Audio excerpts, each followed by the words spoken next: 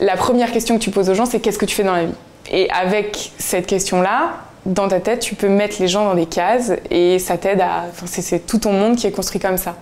Et moi, il a fallu que je me dise qu'en fait, j'existais pas uniquement à travers mon job et que j'étais pas simplement caractérisée par ma fonction. J'étais profil d'une fille qui a envie de bien faire les choses, école de commerce, et à la fin de cette école de commerce, du coup, j'ai démarré dans la publicité, j'ai été embauchée avant la fin de mon stage, ça se passait hyper bien, j'étais hyper contente d'être dans ce travail-là, et je m'étais fixée comme objectif d'être directrice de clientèle avant 30 ans. Je bossais de 9h à 21h tous les jours en moyenne, plus au moins une à deux charrettes, comme on dit dans le milieu, par semaine où tu termines à 22h30, 23h. C'est un rythme de vie qui me convenait à ce moment-là parce que j'étais assez persuadée que pour réussir, il fallait travailler beaucoup. J'ai fait, je sais pas si on peut appeler ça un burn-out, mais en tout cas, certainement un ras-le-bol général. Il y a des soirs où je me suis retrouvée à faire des vraies crises d'angoisse où je suis en larmes pendant des heures et je suis inconsolable et j'arrive pas à reprendre le dessus. Quand on fait un burn-out, il y a souvent ce qui arrive, c'est des facteurs extérieurs, c'est trop de stress, trop de travail, trop de fatigue, mais on questionne jamais en fait de pourquoi on en est arrivé à cette situation-là.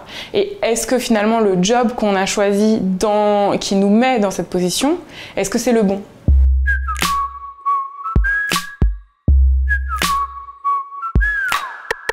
Donc j'ai fait une liste de tous les métiers qui pouvaient m'intéresser. J'ai testé les différents métiers de ma liste. Le premier, c'était cuisinier.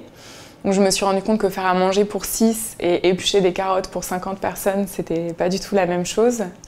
Ensuite, le second métier de ma liste, c'était fleuriste. Et pour le coup, j'avais une problématique environnementale et écologique.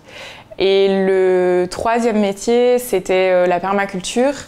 Et pour la permaculture, je me suis rendu compte que le domaine de compétences en fait, d'un agriculteur était énorme et qu'il y avait aussi une courbe d'expérience qui était extrêmement importante et j'étais pas sûre de pouvoir y arriver. Le quatrième métier que j'ai testé, je l'ai testé plutôt comme un loisir. Je me suis réinscrite à un cours de modelage auquel j'allais tous les samedis après-midi.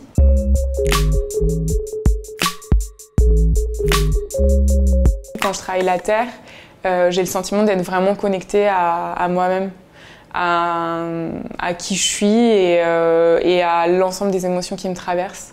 En fait, la matière, elle est le reflet de ton état du moment. Et là, pour la terre, c'est très juste, les jours où t'es pas bien, ça marche jamais. C'est une forme de danse en fait qu'on met en place. C'est une succession de mouvements qui amènent à la forme finale. Alors aujourd'hui, j'en vis pas. Je donne des cours à côté, donc j'ai un revenu qui est mixte. Je suis à la fois prof de céramique et céramiste. Non, c'est pas facile, mais je suis ok avec le pas facile. En faisant ces changements de vie, je me suis prouvé de quoi j'étais capable et jusqu'où je pouvais aller pour aller chercher des choses qui soient justes pour moi. Donc demain, si ça fonctionne pas, je suis moins inquiète parce que je sais que j'ai cette capacité à changer, à rebondir, à réinventer ma vie. Et avant, je ne le savais pas.